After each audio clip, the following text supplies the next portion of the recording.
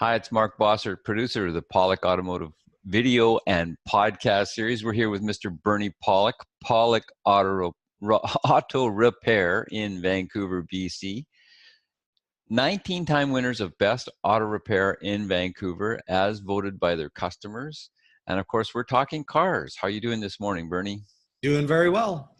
So 2004 Toyota Sienna is today's victim. What was going on with this? A wiper motor problem? What was going on with this vehicle? Yeah, the rear wiper on this vehicle had quit working. We'd done some diagnosis and found the motor was dead. And this actually, this client brought this vehicle to us for, quite a while ago. And so he'd been living with a dead motor for a while. This was the day to repair it. So what might have caused the motor to die like this?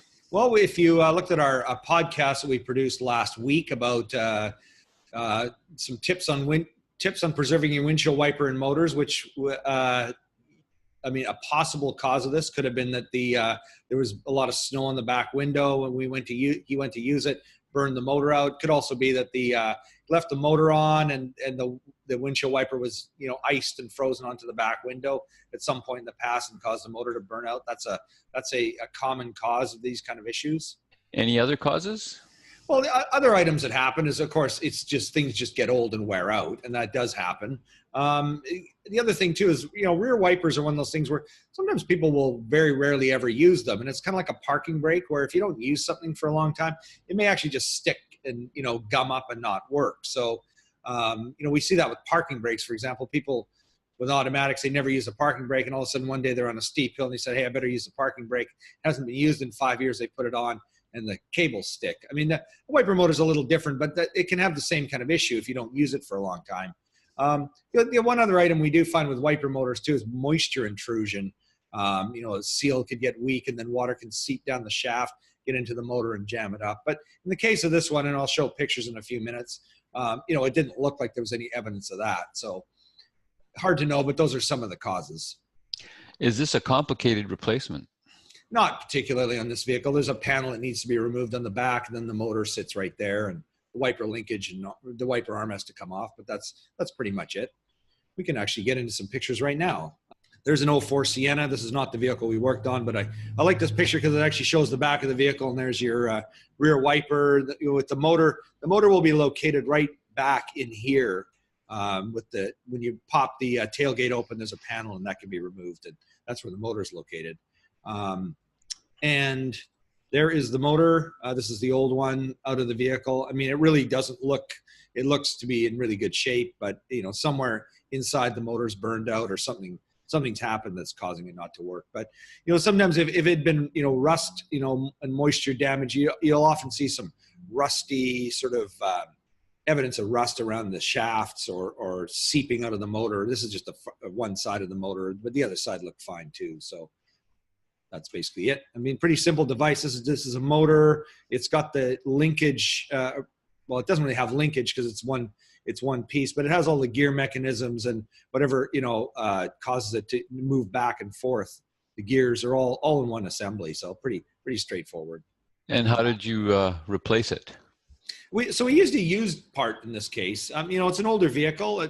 A new motor was really only available from Toyota and really quite expensive. So, we were able to obtain a used motor for about half the price of a new one, and the owner was good with that. So, that's what we did, and it worked great. And are used parts always a good option? No, they're not.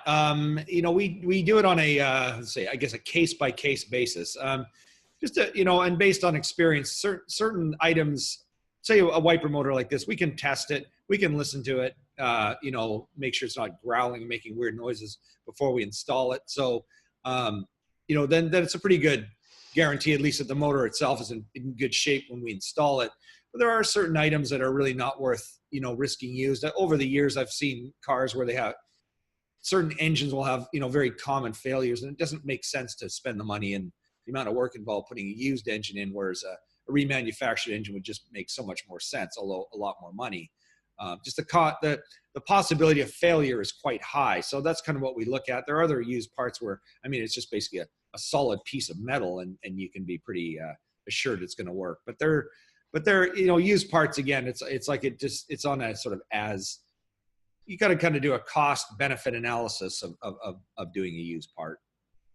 And of course, after replacement, everything works fine. And this 15-year-old Toyota Sienna has a lot of life left in it. Is that right? Oh yeah. Yeah. It's a good vehicle. Definitely.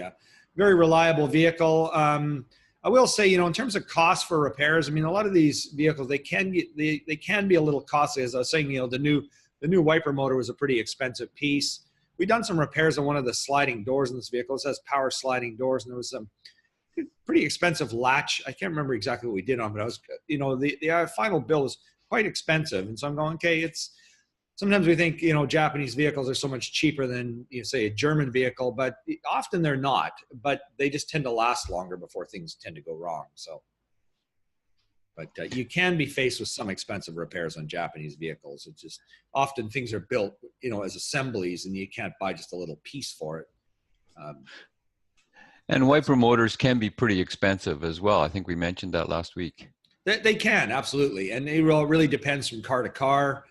You know, in some I say more common cars, I think of American cars as being more common, which is not necessarily true, but in more common, you know, there's a lot of remanufactured options available, but things like rear wipers, for instance, they're not a very common replacement item, you know, so a lot of times, you know, there's not a lot of aftermarket replacement pieces for them, but front ones, there's a lot more options. So there you go. If you're needing some service on your Toyota Sienna or any Toyota product in Vancouver, the guys to see are Pawlik Automotive. You can reach them at 604-327-7112 to book your appointment. You have to call and book ahead. They are busy always. Or you can check out their website, pawlikautomotive.com, YouTube channel, Pawlik Auto Repair. Literally almost 1,000 videos on there now of different makes and models of cars from the last 8 years of our doing these kind of broadcasts.